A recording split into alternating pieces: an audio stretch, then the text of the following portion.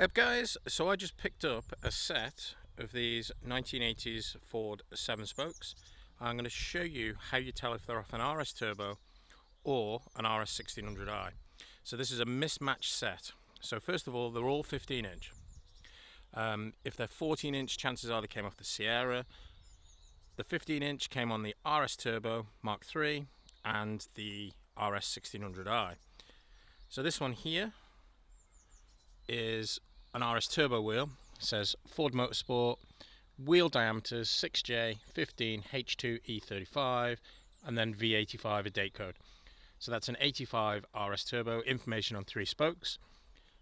Here, information on 3 spokes again, but this is 86.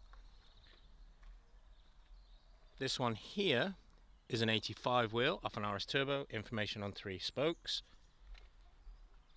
This one here is an RS1600i wheel, information only on one of the spokes, Ford Motorsport, and then 9057. So yeah, it's a mismatched set. I'm not sure what I'm going to do with them. And the person I got them off also gave me a cloverleaf. So that's an 81 cloverleaf. Looks to be in really quite good condition, to be honest. Mad looking wheel. So yeah, thanks for watching, guys.